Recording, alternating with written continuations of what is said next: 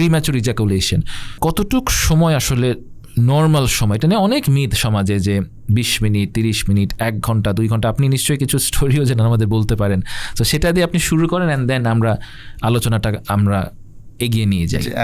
যখন বললাম মানে গল্পের কথা যদি আমি বলতে চাই, কিছুদিন আগের কথা আমি একটা বলি। তো এক দম্পতি আসছেন, তো এখন ব্যাপারটা হচ্ছে ওয়াইফ বলেন যে আমার হাজব্যান্ডের টাইমটা অনেক কম।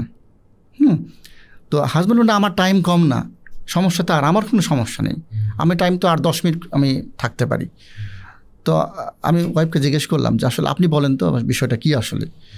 তো বলে যে আমার আসলে 1 ঘন্টার আগে হয় না, আমার কমপক্ষে 1 ঘন্টা লাগবে, এবং 1 ঘন্টা না হলে আমার আসলে আমি স্যাটিসফাইড হই না, আমি যেভাবে হোক চিকিৎসা দিয়ে আপনি এটা ঠিক করেন। আমি যেটা বুঝতে পারলাম দুজনে আসলে বিষয়টার ধারণাটাই ভুল, কোনটা স্বাভাবিক টাইম। আমি ওনাকে বলতেছেন, ওনাকে ব্লেম দিচ্ছি না, কিন্তু ওনারও হয়তো কিছু সমস্যা থাকতে পারে, যেটা মেয়েদের অর্গাজমিক প্রবলেম হয়, ডিলেড অর্গাজম হয়, এটা কিন্তু একটা ডিসঅর্ডার, সেক্সুয়াল ডিসঅর্ডার। এটা ওনার সমস্যা থাকতে চিকিৎসা করলে ওনারটা বিষয়টা এটা ইমপ্রুভ করা সম্ভব। কিন্তু আমি বলছি ধারণাটা কি?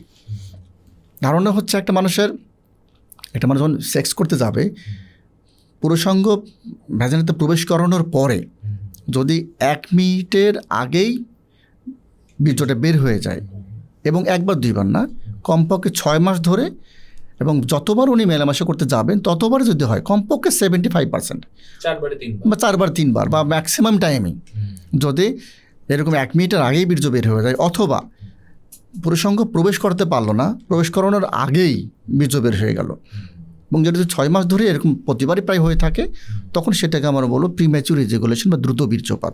যদি এর জন্য দুজনেরই সমস্যা হয়, বা যদি ফাংশনাল ইম্পেয়ারমেন্ট হয়, তখন সম্পর্কে সমস্যা হয়, সেটা অবশ্যই একটা ডিসঅর্ডার, যা চিকিৎসা দরকার।